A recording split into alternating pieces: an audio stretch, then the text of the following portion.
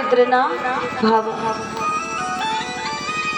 कि भगवान यदि किसी को प्राप्त होते हैं, जिसका हृदय निर्मल होता है उसी को श्री ठाकुर जी प्राप्त होते हैं। भगवान श्री राम अवतार लेकर के जब आए थे और दंडकारण्य वन में गए हैं, और दंडकारण्य वन में जितने भी साधु संत थे उन सभी साधुओं ने श्री राम जी के सौंदर्य को देखा है और देख करके मोहित हो गए और प्रभु से प्रार्थना की, प्रभु हम आपको प्राप्त करना चाहते हैं, लेकिन प्राप्त कैसे करना चाहते हैं? हम ऐसे प्राप्त करना चाहते हैं कि आप हमारे सखा और हम आपकी सखी, सखा और सखी के भाव से आपको प्राप्त करना चाहते हैं। और भगवान श्री राम ने उन सभी संतों के, उन सभी साधुओं के मन के भाव को वहीं पर स्वीकार किया था। वो सभी साधु संत यहाँ पर गोपियां बनकर के आए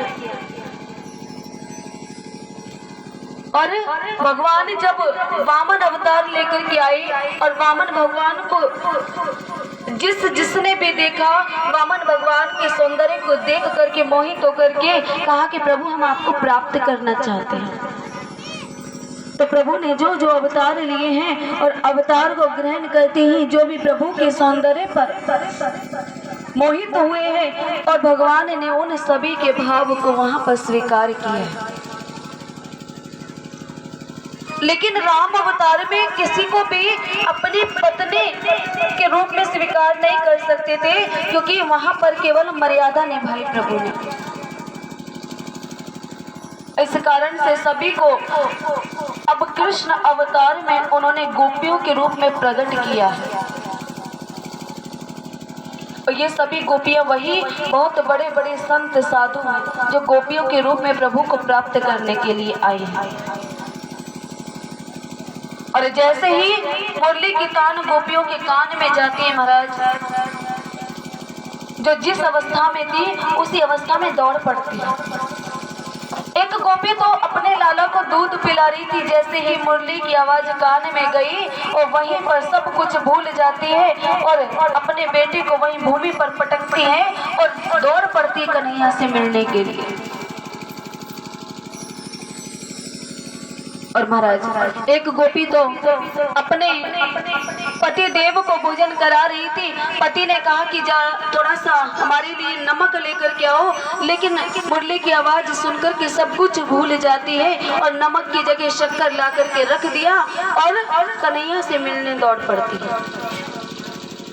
एक गोपी तो श्रृंगार कर रही थी, अब मुरली की आवाज सुन करके श्रृंगार करते करते गलती हो जाती है कि जो होठों पे लगाने वाली लाली थी वो तो आंखों में काजल के रूप में लगा दिया, जो काजल था वो होठों पर लगा करके कन्हैया से मिलने के लिए दौड़ पड़ती है।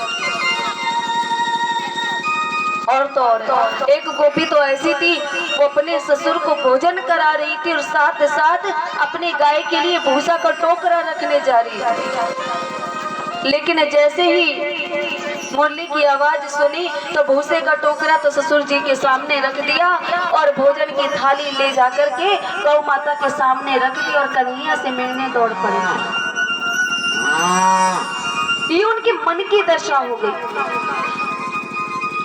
एक गोपी तो जैसे ही चलने के लिए होती है, उसके पति ने उसका हाथ पकड़ा और उसको एक कमरे में बंद कर दी कि आज तू कन्हैया से मिलने नहीं जाएगी।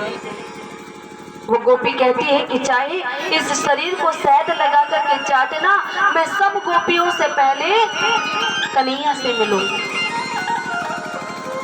और मुरली की आवाज सुनकर के सभी गोपियां नाचती गाती आ रही हैं और आप सभी भी अपने हृदय में गोपी भाव जागृत करके और श्री ठाकुर जी से मिलने के लिए चलेंगे। कैसे?